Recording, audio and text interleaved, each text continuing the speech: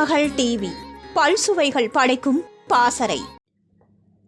சினிமாவில் நடிக்கும் அனைத்து நடிகர்களும் நடிப்பிற்கு பெயர் பெறுவதில்லை. சிலரது நடிப்பு மட்டுமே பாராட்டை பெறுகிறது. அந்த வகையில் தமிழ் சினிமாவில் தற்போது வரை நடிப்பு என்றால் ஒருவரின் பெயரை தான் உச்சரிப்பார்கள். அவர் வேறு யாருமல்ல, நடிகர் திலகம் சிவாஜி கணேசன். அவர் இந்த மண்ணை விட்டு பிரிந்தாலும் அவரின் நடிப்பு மூலம் மக்கள் மனதில் இன்னும் வாழ்ந்து கொண்டுதான் இருக்கிறார். சிவாஜி கணேசன் வெள்ளித்திரையில் தோன்றுவதற்கு முன்பே ஏராளமான மேடை நாடகங்களில் நடித்து மக்கள் மத்தியில் பிரபலமானவர்.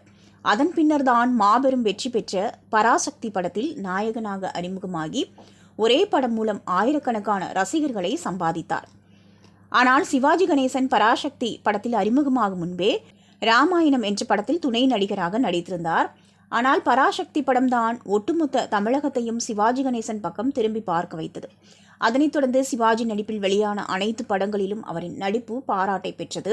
அழுகை, சோகம், சிரிப்பு, கோபம் என தனது முகத்தில் நவரசத்தையும் அவ்வளவு தத்ரூபமாக வெளிப்படுத்தி மிகவும் யதார்த்தமான நடிப்பால் ரசிகர்களை தன்வசம் ஈர்த்தவர்தான் சிவாஜி கணேசன்.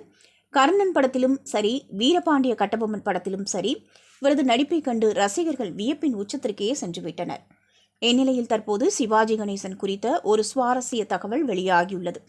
அதன்படி சிவாஜி கணேசன் ஷூட்டிங் ஸ்பாட்டில் அனைவருக்கும் நடிப்பு சொல்லி தருவாராம். எல்லாருடைய கேரக்டரையும் அவரே நடித்தும் காட்டுவாராம். அந்த வகையில் தில்லானா மோகனம்பாள் படத்தின் போது பத்மினிக்கே நிறைய காட்சிகள் நடிக்க கற்றுக் கொடுத்தாராம்.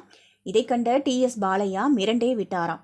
அந்த அளவுக்கு சிவாஜி தனது நடிப்பால் மிரட்டியுள்ளார். அதனால்தான் அவரை நடிகர் திலகம் என அழைக்கிறார்கள் போல. தற்போது வரை பல நடிகர்கள் சிவாஜியின் இடத்தை பிடிக்க முயற்சி செய்கிறார்கள். ஆனால் சிவாஜிக்கு நிகர் சிவாஜிதான். அவர் இடத்தை வேறு யாராலும் நிரப்ப முடியாது. திருமகள் டிவியை லைக் செய்து உங்கள் நண்பர்களுக்கும் ஷேர் செய்வதுடன் சப்ஸ்கிரைப் செய்து ஆதரவு தாருங்கள்.